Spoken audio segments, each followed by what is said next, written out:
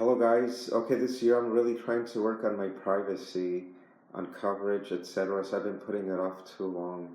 And as you saw in the other video, I bought some euonymus green spire for two areas. And I could have gone the easy way. I could have just gotten another euonymus green spire for this other spot. However, I want variety in my garden.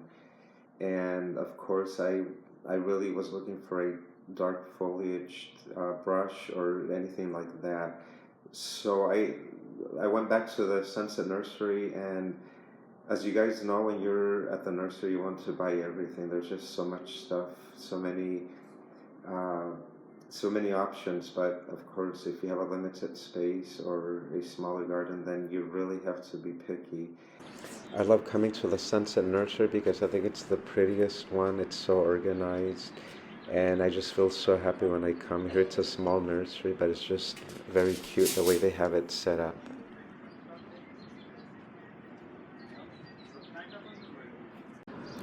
I was considering this Marjorie Chanel for my privacy, but it looks too big. It looks like it can really just grow wild.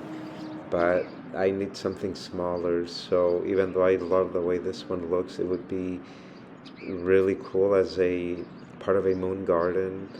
And I love the fact that it has black stems and it's just really beautiful. But again, it looks like it could just become really big, too big for that space that I'm trying to work with. Another option is the Ligustrum japonicum texanum or texanum, also known as the wax leaf privet.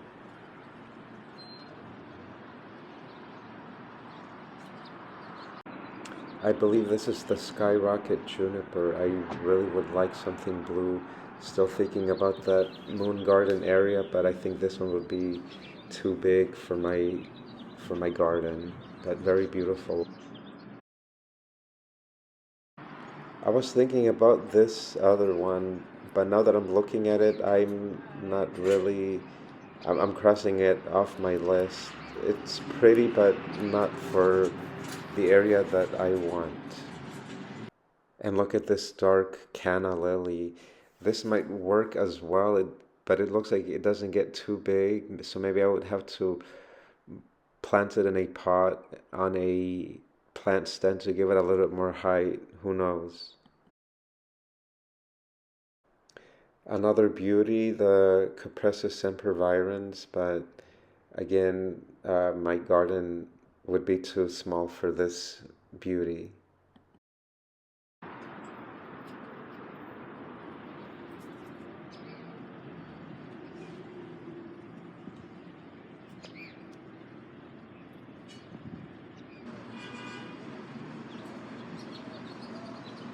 Look at those beautiful snow bushes there, just simply beautiful.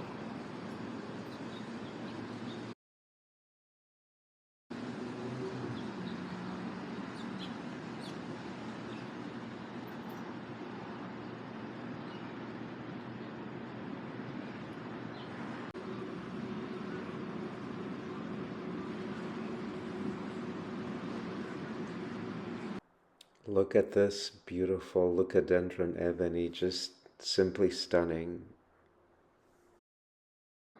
In the end, I got the Leucadendron Ebony, a fabulous plant for foliage contrast, especially with lime green. Deep glowing red flower bracts begin to appear from late summer through spring. It can grow from 5 feet to 6 feet tall and 4 feet to 6 feet wide. And you can plant it in sun to part sun. It is very drought tolerant, and it is for USDA Zone 9. Well, this one was $30, and yes, it was kind of expensive. And the leaves have like these little hairs on them. They're really soft. And if you look at these leaves really quickly, they look furry and they're really soft.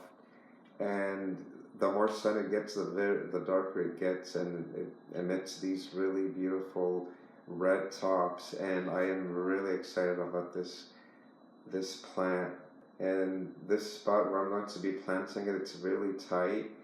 So the guy at the nursery, he kind of almost discouraged me from getting it because he told me just to put it in the ground, don't put anything else, but my soil is kind of clayey, so I have to add the cactus soil where the water just drains really quickly.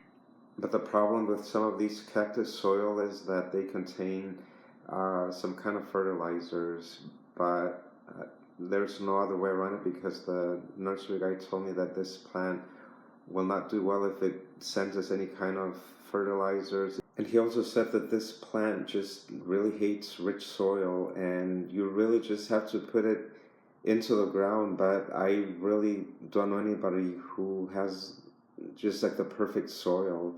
So I don't know. So I'm kind of afraid. So I don't know, and I'm kind of iffy. I think this is the first time where I kind of am thinking too much, maybe, but I guess, like I always said in the beginning, that I will try different plants, and if they die, they just were never meant to be because, again, I don't use fertilizers. And while the guy made me happy to think that I could just plant this into the ground, however, I have to amend the soil somehow, some way, because this plant hates to be in water, and you could even go without watering this plant supposedly, and it's just very easy to take care of, especially in my area.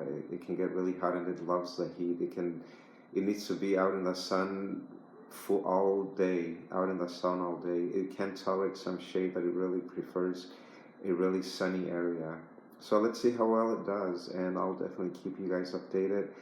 And I hope this spot where I'm planting it, it'll survive. And if it doesn't, then it just wasn't meant to be. But I can't be afraid anymore. I can't be thinking too much anymore. So we'll try our next plant if this one works. And if it works, I'll just be the happiest person because this space where I'm going to plant it, it does get shade during winter, especially when the sun comes. Especially when the winter sun comes up in an angle, and we'll see, and wish me luck. That's all I wanted to share with you guys today.